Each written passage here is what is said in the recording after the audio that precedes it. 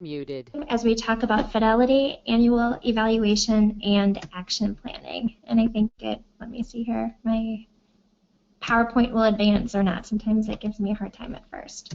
There it goes. All right, so for the purpose of today, we will be talking about systems fidelity data. There are actually two types of data that teams should be looking at regularly that help them to evaluate their systems and drive decision making. But for the purpose of today, we will talk specifically about the fidelity data. So what is fidelity and why is that important? Fidelity, very simply put, can be considered, did we do what we set out to do? Did we do it with integrity? And as it says on the slide today, implementation really does matter.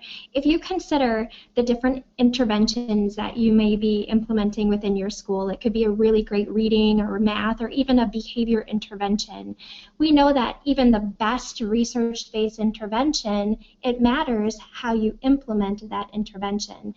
The same is true with your systems. If you're choosing to implement the framework of PBIS, which is really great, we still want to be able to take a look at how you're implementing those systems and if you're doing that with integrity.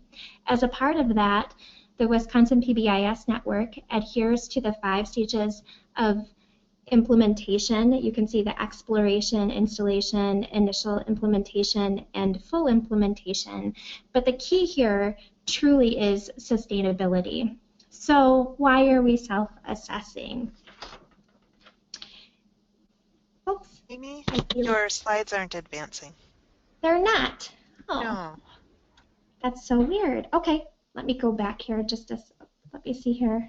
Thanks for letting me know that. Let's see. Can you see on my screen? Show my screen. Okay.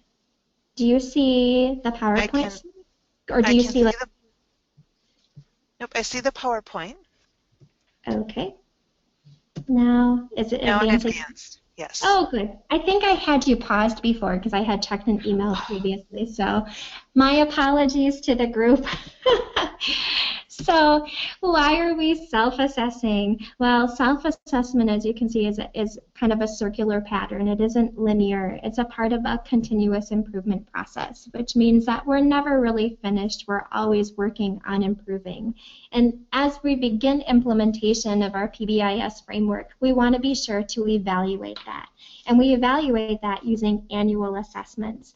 Those assessments can help to show us the strengths in our implementation and also where some of those challenges are. And we can action plan with that. And through action planning, we can go back and kind of do some.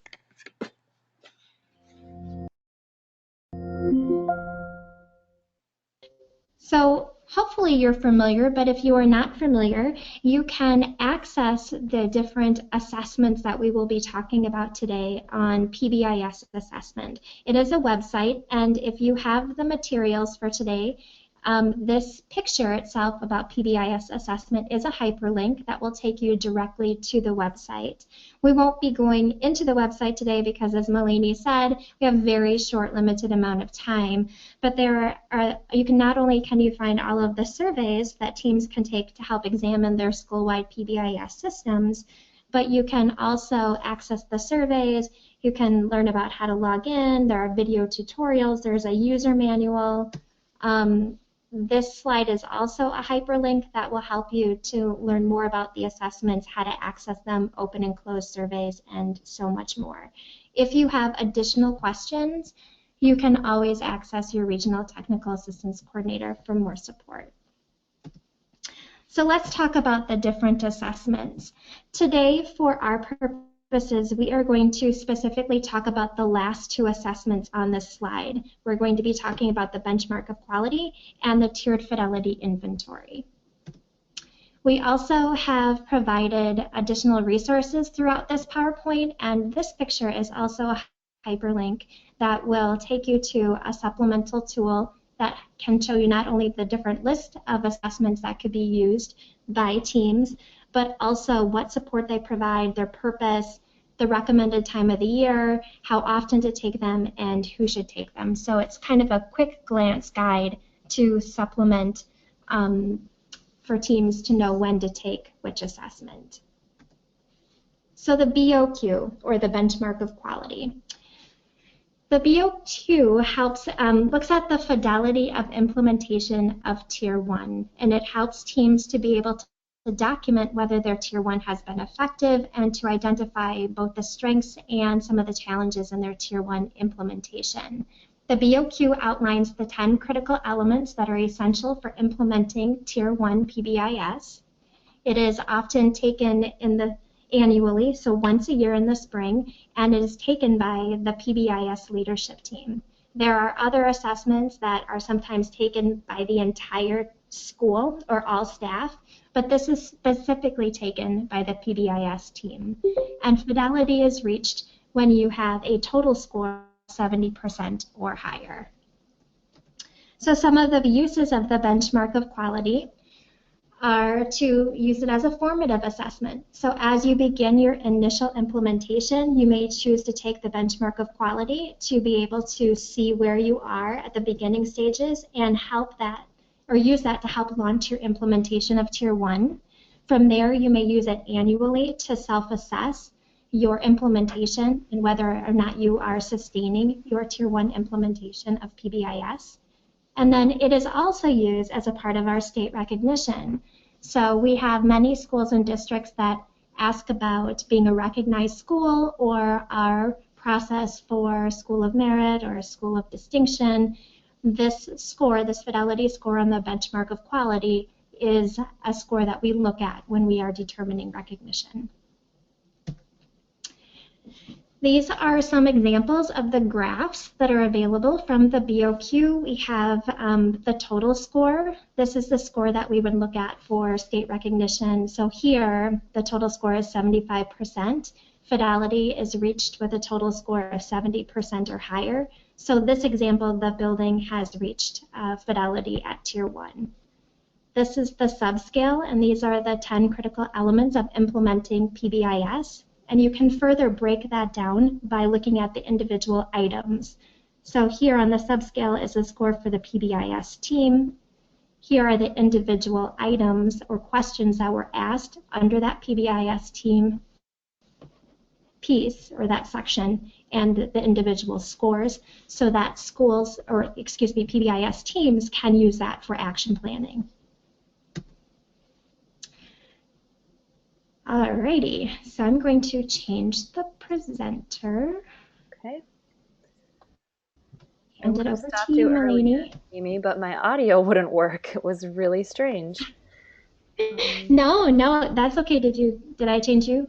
Yep. Thank you. I think I'm good. I wanted to go quick enough so that you have plenty of time to talk about the TFI. Yes, it's a pretty hot topic around the state right now.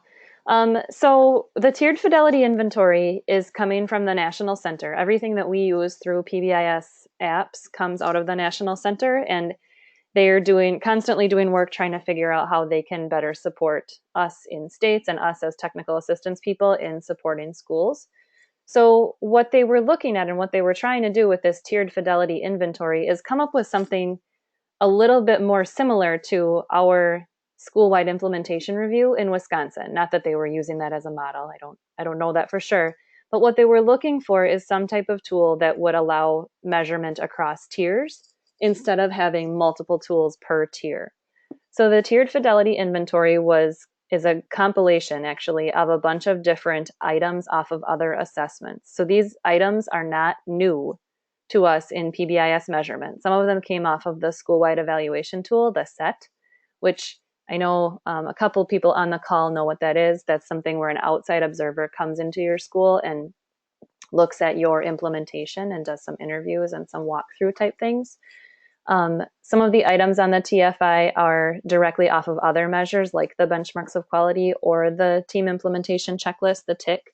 So the hope was when they created this was that they were taking items that had already been researched and that they were using items that had some research base behind them, but compiling them into one tool. So while the tool is new, the items are not new to the field, and they do have a little bit of backing behind them.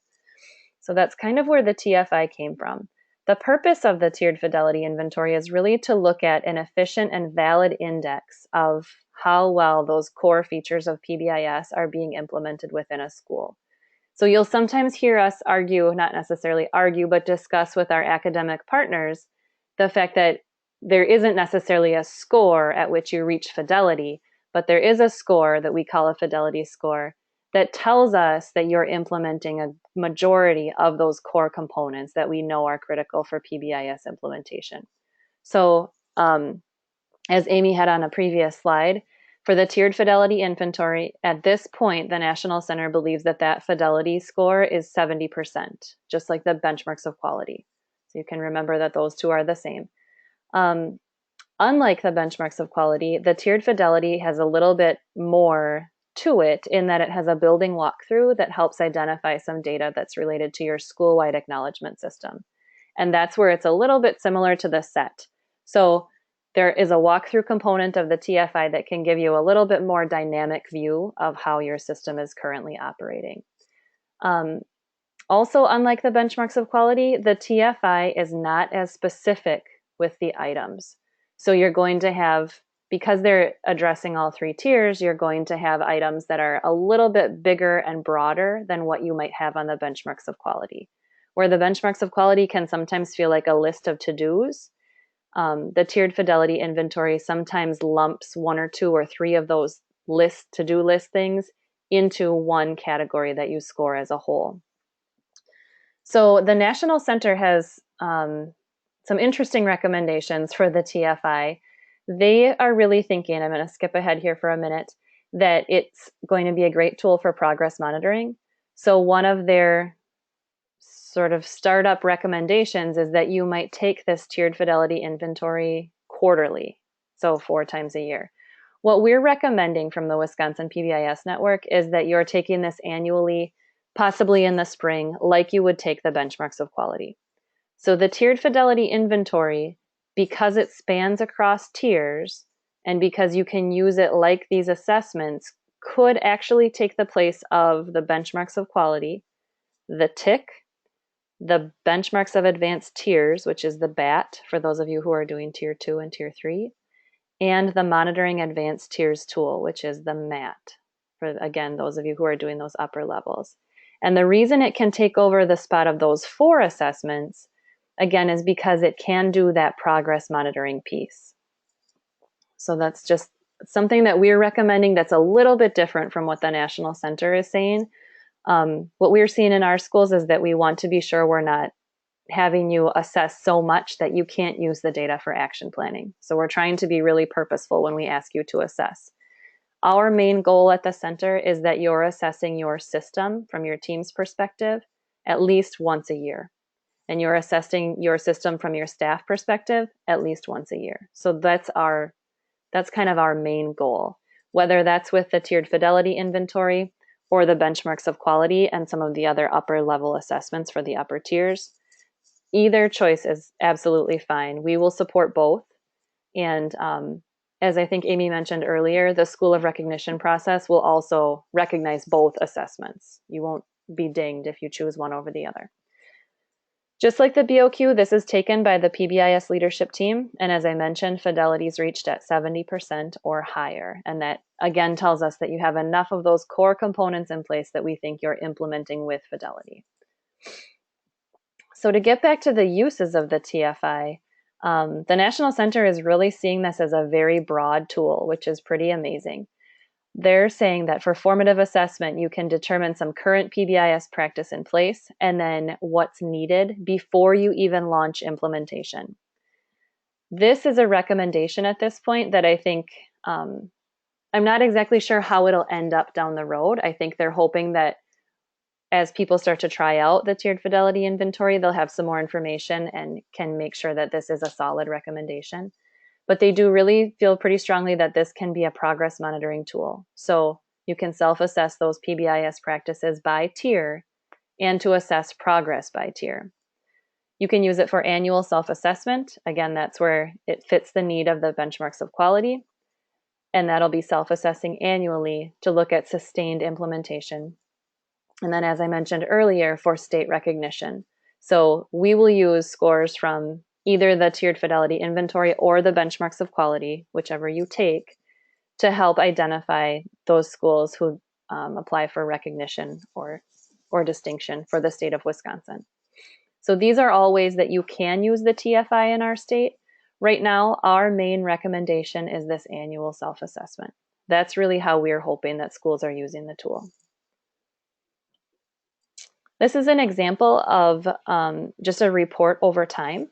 So as you can see, the Tiered Fidelity Inventory will report out by tier, and these tiered assessments can be taken at different times.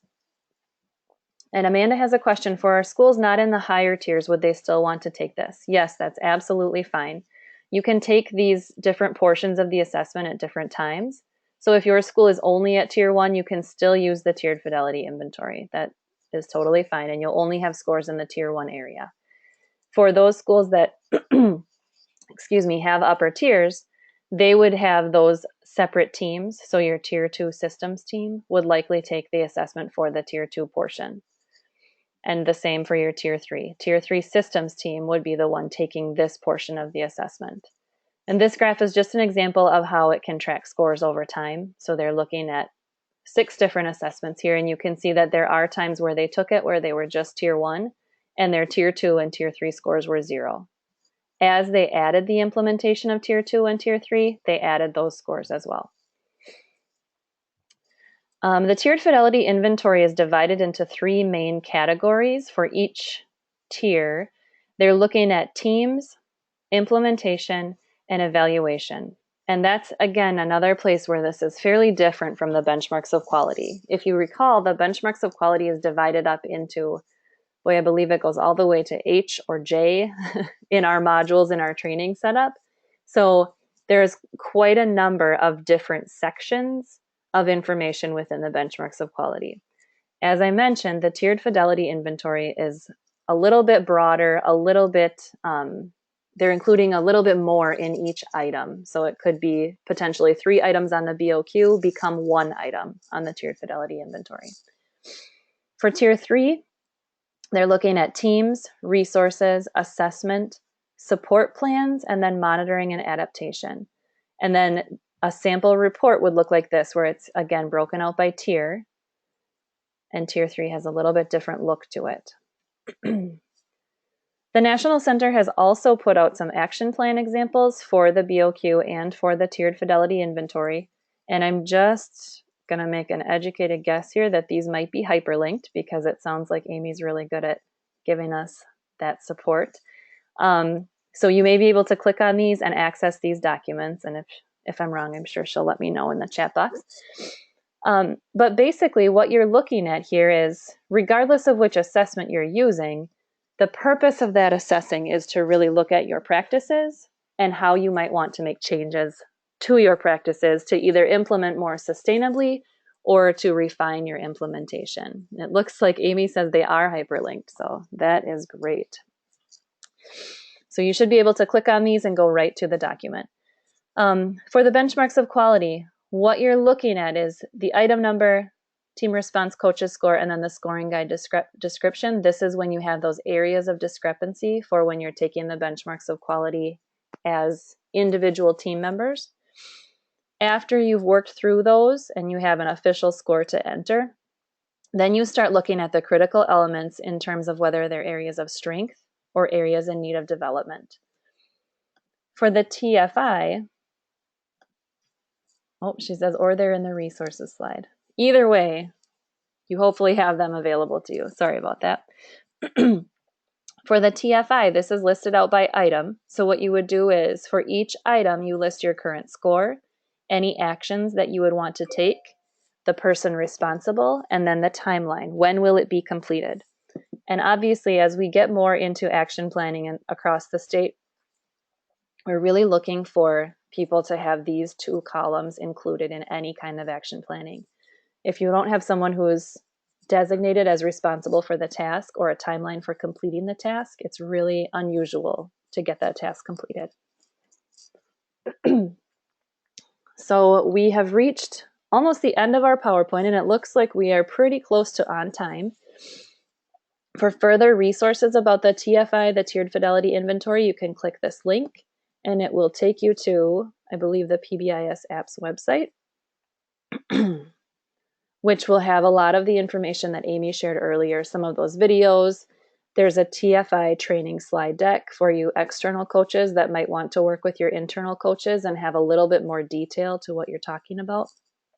And then that TFI action plan is there as well.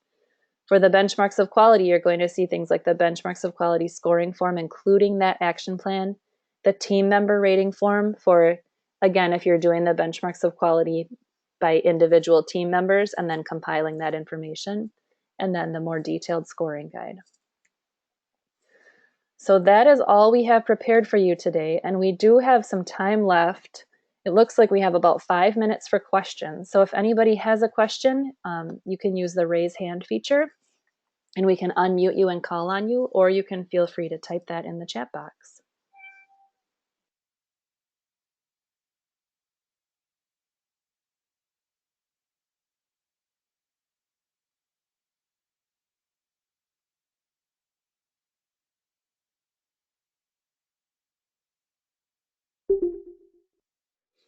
And just while we wait to see if any questions come in, I want to again thank you for attending this with us. We're trying something new this year where we have these shorter technical assistance sessions, hoping that it won't pull you all out of your classrooms too much or out of your real jobs, as it were.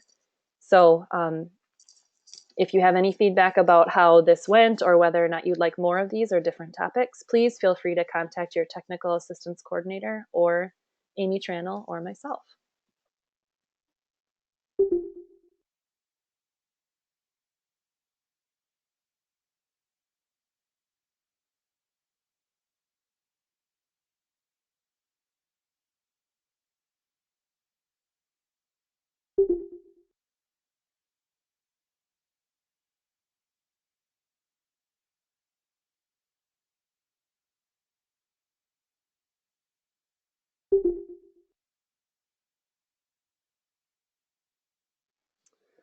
Hello, Sue. I see that you have a question about the TFI walkthrough and whether that would be done by PBIS members from your team or someone else. I'm not exactly positive on that recommendation at the moment. My guess, and what I think would probably be best practice, would be to have someone from outside of your school come in and do that walkthrough. So I know you have multiple buildings in Medford. My recommendation would be that possibly a coach or a team member from a different building would come into your building and do that walkthrough piece of the TFI. The National Center may be saying that your team members can do it. I'm just not positive on that at the moment.